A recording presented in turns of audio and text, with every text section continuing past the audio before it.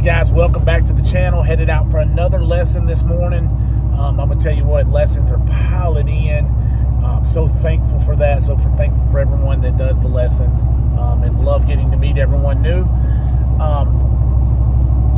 Heading out. So here's what we're gonna do. We do our little fishing, our FLOG, our fishing vlog. That's pretty cool, huh? Somebody said they liked it, so we're gonna go with our FLOG today. Is I want to talk about a couple things. First of all, I keep seeing it. I keep seeing it. Guys, update with an SD card. I don't know how many times I gotta tell y'all. Every single problem that I ever encounter, 99.9% of them are active captain related. And I had a guy get on the post earlier, an update is an update. If that was true, then I would be 50-50 with problems, SD card versus active captain, but I'm not. It's almost 100 to 0. I mean, it's literally every single time. That's all I hear. It's an active captain problem. So much so that I was on the phone with Garmin the other day trying to figure out something going wrong with the active captain app. And what did they say? Look, just update with an SD card, you won't have these problems. And I said, I always update with an SD card. Well, they said, that's good. So we'll try to figure out what the problem is with this other part. It's amazing that that's their go-to, is to update with an SD card if there ain't no problem with active captain. I wish they would do like Hummingbird and just eliminate over the phone updates. They're unreliable. It doesn't take but a small glitch in the upload of the software to your phone. It doesn't take much. Just a little hitch in the cellular network, and it doesn't work. And then secondly, people don't seem to like this latest update. Me personally, I didn't have any problems with it. I've caught a lot of fish with it. I've enjoyed it. I've had no problems. I did one where I compared it to the 29.1, which was the October update, and I could see a couple little small differences, but I was okay with it.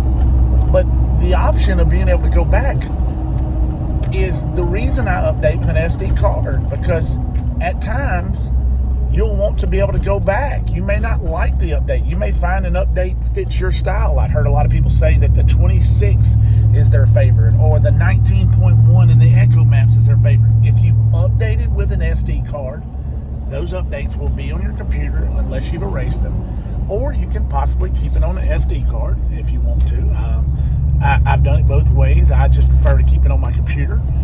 And when you update, you can go back. It's a no big deal there. You're always able to go back because you have it on the computer. And I'll do another video, kind of an updated video on the way you force update. I'll do one of those. I'll do one of those in a couple days and get that out there for everybody. But having the ability to go back is an important feature, and because you may find one update does better for your unit. Secondly, I always say this, and I tell everyone this: I'm not scared of updates. I update so you guys can see what it does, or if there's any new features and things like that. I'm kind of the guinea pig, for lack of a better word. I'm the guinea pig for you guys. But it doesn't mean you have to update.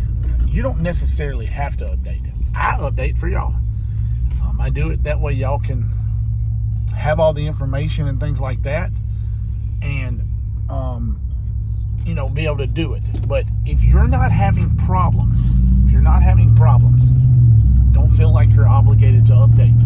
If everything's going good, going smoothly on your unit, you're happy, there really is no reason to update. It's kind of like buying a pair of shoes. I say, if you want a new pair of shoes, go ahead and get you a new pair of shoes. But if your shoes are still working, realistically, there's no reason to go buy a new pair of shoes unless you just want them. I mean, I don't mind updating, like I said, but don't update if there's not a significant change, or if you're not having problems. Stick where you're at. some people have been in certain updates for 1.5 to 2 years. Updates are made to help the units. They're made to improve the units, and there are changes made every single time. Even if they say small bug fixes, there are some changes being made. And they base these changes off of your calls. When you call in and say, I have a problem, they put it into a log and open a case study file. If enough of the people call in with a case study file, then they will make a change or get to investigating that change and hypothetically do something to improve it. So that's why I said update with SD card. I think it's important. And it's just a way, got cops everywhere up here. It's just a way to ensure a better update also. But here's what I want to talk about in our little vlog or FLOG this week. I got to get used to saying it though, since somebody said it was okay. I want to talk about, as you know, Rattle Trap is one of my sponsors. They are from my area, or my state, only about 100 miles from me, Alexandria, Louisiana. It's Louisiana if you live here. It's Louisiana if you live everywhere else. But it's Louisiana if you live here. But I want to talk about it. This is a really, really cool story, and you can't even find this story. I was told this story of how it worked out. The origin of a rattling lipless baits or anything like that doesn't come from Bill Lewis lures. It comes from Cotton Cordell. Now, back in the day, Cotton Cordell made the super spot and things like that, but they didn't rattle. They just had weights in them that were made for casting and to make it run right. Well, as people bought a bunch of these baits because they were highly productive and they looked like shad and they had that look of shad, etc., there was he got to making more and more. Well, he got a hold of a bad batch of glue. And what would happen is, over time, this glue would let go, and the weights inside it would let go inside the weights, and then it would start rattling. Well, the anglers, and this is, I don't know, I'm going to say back in the 60s, 70s. I have to check the dates on that. Well, they found that the rattles would produce more fish than the baits that didn't rattle.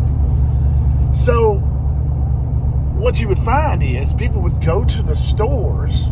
Once they found these baits that rattle, they would go to the stores and you would see them, and I'm not me because it was before I was born, but you would see them taking Cordell super spots and stuff and slamming them on the ground, throwing the packages down the aisles, trying to see which one of the baits they could get the weights or the rattles to break free inside of them. And when they would get one to break free, they'd go buy it, because not all of them had the glue which would break free. So they would be slamming them on the ground, and when one of them would break free, they'd go buy that one. So that is the origin of the rattle in the super spots, which is a very awesome story in itself. Just imagine sitting in the store and you see baits come sliding down the aisle, Well, Bill Lewis, like I said, from Alexandria, Louisiana, he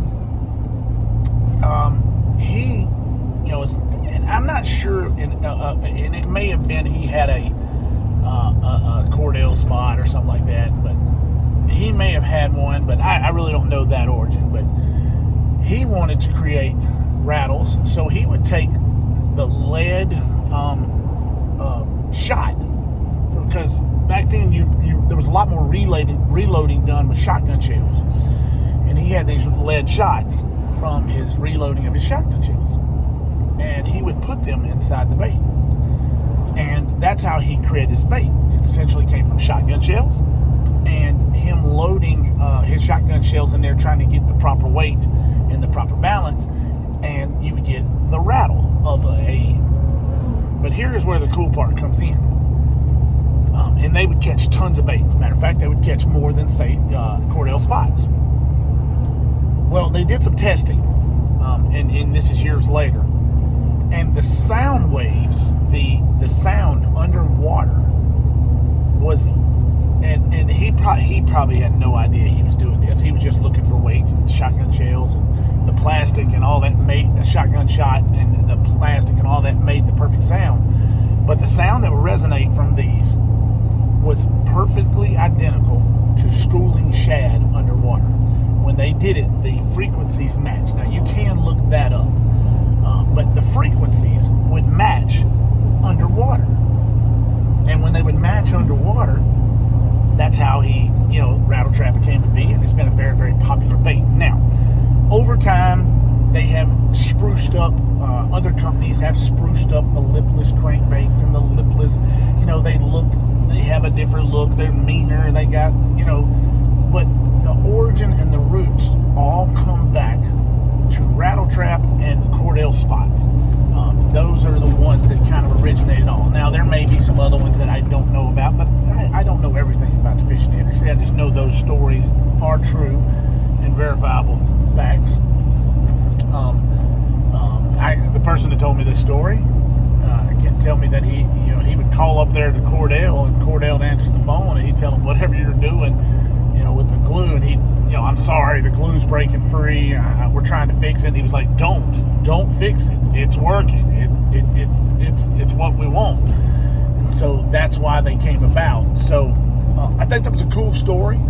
And said I got to using Rattle Traps again. And like I said, I've already got into their square bill line, which I'll be honest with you, I've never used their square bill line. I never in a million years thought about, because you just get to where you use the Strike Team 1.5s and the 2.0s and all those things, and you miss out on a valuable tool that you didn't know existed. Now, the marketing hasn't been the greatest, but that's where I'm coming in. I'm gonna help spread the word of some of these things, because if they ain't catching fish, I'll put a 1.5 back on in a hurry. But I'm gonna tell you, they've been catching fish, and they've been catching fish for me big time. I'm trying them out. There's several in the line. Mark Daniels Jr. has made some great baits and designed them with them. You cannot beat the Rattle Trap. When you understand the origins of the Rattle Trap, you understand why they work so good. Now, the spruced up outer exterior may be one thing, but you cannot deny the fact that it catches fish, and it has the perfect sound of a shad. And also, that's going to lead me into one more thing. I'm having trouble figuring out how to make these tests work, but I've got some data coming from the testing of the Hydrowave, and I think it's pretty interesting what I'm finding, what I'm seeing on that. But that's for another story. But guys, thanks for watching. Just thought you might like that. It's a pretty cool story. Thanks for watching. Thanks for subscribing. And you gotta go check out. We're gonna have some new. Oh yeah, check this out. Check the JB3 shirt out, baby. Go to www.thegarminguru.com. Go to jb3rods.com. Get the Guru rods, baby. We need it. Let's go. Let's get them. And then we're gonna have some new gear coming to the website. This is really awesome. You've seen me with the Fisk Outdoor screen covers. I think it's some cool outdoor gear. So got with them. I know a lot of people have messaged me asking for, how do you get them? Within a day or so, you're going to be able to get this gear on my website. What I'm going to do is you're going to get on my website. You'll go through my website, and you'll be able to click. It'll kind of hyperlink you to their site. Here's the cool thing. Using a code, GURU15, you'll get 15% off every order. But it's not just the screen covers. Here's some. I went ahead and bought some glasses. I had to buy some. There's 2 pair of glasses there. They got several glasses. Here's the crazy thing. Got glass lenses. The frames are moldable. The earpieces are moldable, so you can custom to fit your head. And here's the crazy thing. They're like half the price of Costa's, and they got a lifetime guarantee. And it's a local company. It's a local company. Whereas Costa, go ahead and try to get you a warranty claim with them and find out how hard it is now. Almost impossible. It used to be the day you just bring them into the store, they'd send them back, or they give you another pair. They done got in with Oakley and all that. It's the most impossibly hard thing to do, ridiculously hard thing to do, to file a warranty claim or any kind of claim. Now these, like I said, here's what's crazy. I'm gonna take my thumb and I'm gonna bend it for you. Look at that. You can bend it. You can mold it to your head. It works. Lifetime guarantee. The frames are glass. They have some polycarbonate lenses if you like those better. But I've got a couple different pair that I bought. And then after I bought some of the stuff and I did reviews on the other stuff, I called them, tried to sign up for an affiliate elite program. So I did. Signed it up. It's going to be on the website. You can get 15% off. Guru 15. Just wait. It's going to be there in a day or so. Really, really awesome. Yes, thanks for watching. Thanks for subscribing. Get the rods, get the gear. Go visit PTG Outdoors, Summit Fishing. I got to throw my shots out, baby. Bill Lewis Rattle Trap, Yamamoto Lures, Buckeye Jigs. We got to do it. I wish the Garmin would call me. Garmin, call me. I need to be on your pro staff too. You know, that's what I'm saying. I need to be on the pro staff.